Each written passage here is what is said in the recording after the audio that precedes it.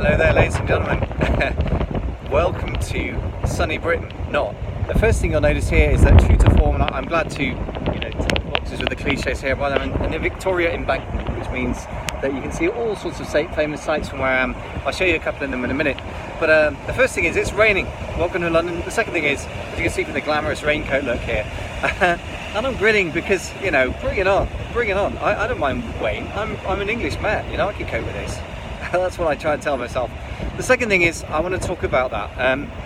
Big buildings and rain. For me, that's quite a good metaphor. You see, here we are in London.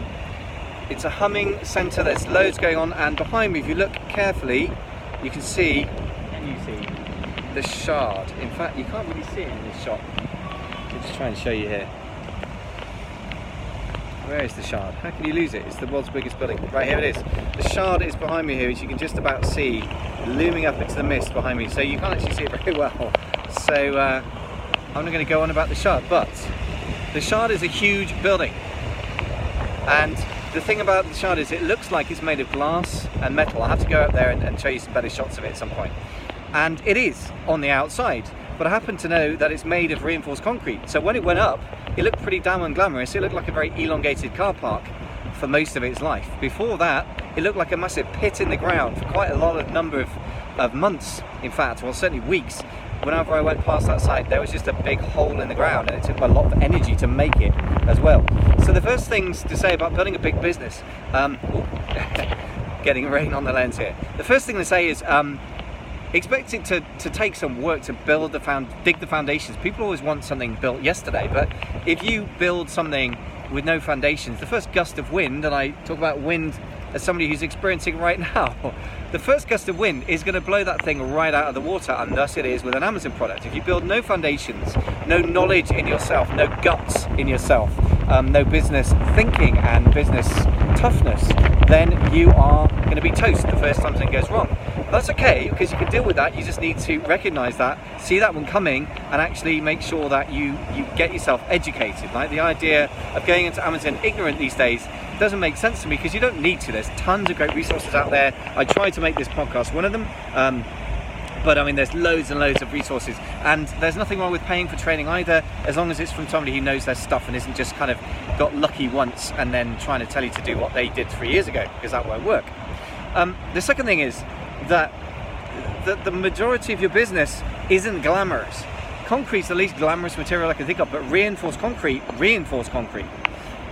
is actually one of the most flexible and strong building materials around, which is why New York is practically built of this stuff, and most modern buildings are. So your Amazon business needs to be built of reinforced concrete, and I can take that metaphor even further, which is to say that it's basically crushed rock, but in a certain formation, so that when it's sort of liquid for transport reasons, and then you can pour it in and create a strong building. And it's the actual reinforcement, it's the steel in the center of it that makes it strong.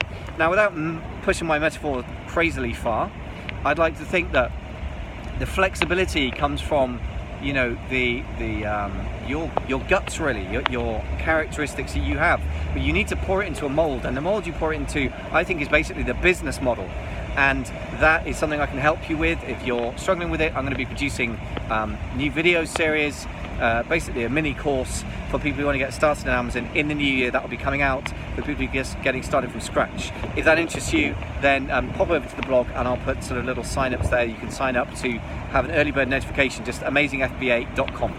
The second thing is that the other bit about reinforced concrete that's so better than concrete, because concrete has existed since Roman days. The Parthenon is built of that, but it only works in certain situations. Reinforcing it means you can use it everywhere, and the reinforcement, I think, is the steel at the center of your character, which is going to show when you actually put yourself in a tough place. When the going gets tough, the tough get going, which is like me today, standing out in the rain, delivering you a podcast to give you some real life feel here.